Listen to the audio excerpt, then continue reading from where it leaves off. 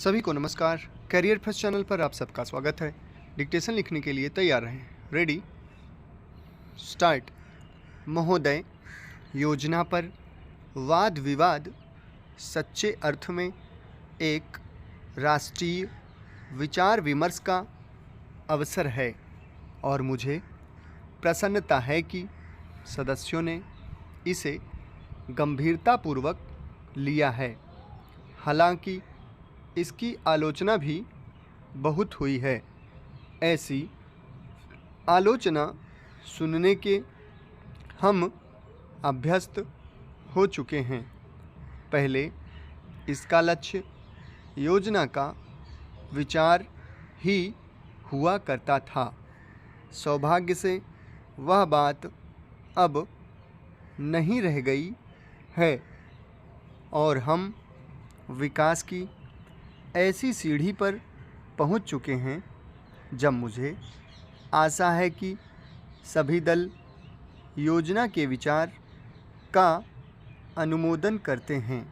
कुछ ने योजना के कुछ अंशों का अनुमोदन किया है और अपनी आलोचना अनेक कार्यक्रम को लागू करने के तरीके के लिए सुरक्षित रखी है। कई सदस्य ऐसे हैं जो योजना के हमारे ढंग को बिल्कुल पसंद नहीं करते।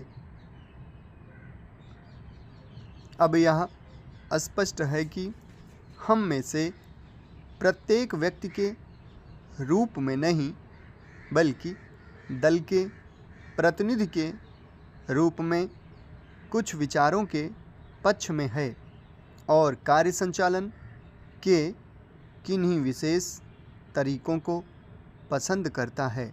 हमने पर्याप्त विचार विमर्श और सोचने समझने के बाद यह निश्चय किया कि हमें किस प्रकार का योजना आयोग बनाना चाहिए और आयोग को किस ढंग से काम करना चाहिए।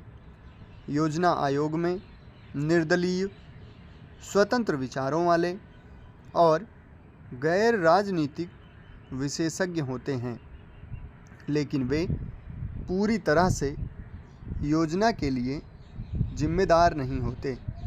योजना का निर्माण प्रत्येक राज्य के विभिन्न स्तरों के लोगों के साथ अनेक विचार विनिमयों के आधार पर होता है और अंततः उसे अंतिम रूप देने के लिए राष्ट्रीय विकास परिषद में प्रस्तुत किया जाता है, जिसके अंतर्गत सभी मुख्यमंत्री होते हैं, जिनमें अनेक अन्य दलों के होते हैं।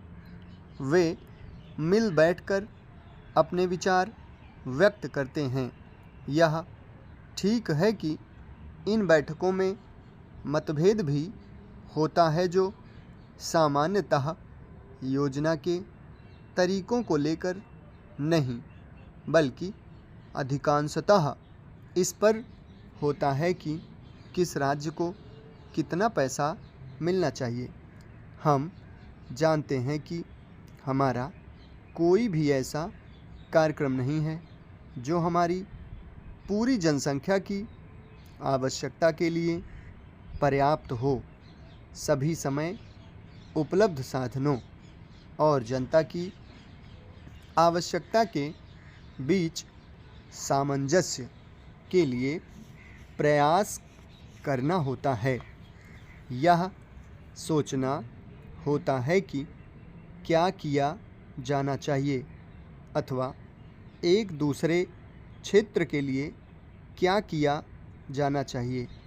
कुल मिलाकर यह योजना अगले 4 वर्षों के लिए प्रगति का घोषणा पत्र है। हमें कुछ अनुमान है। समाप्त। धन्यवाद।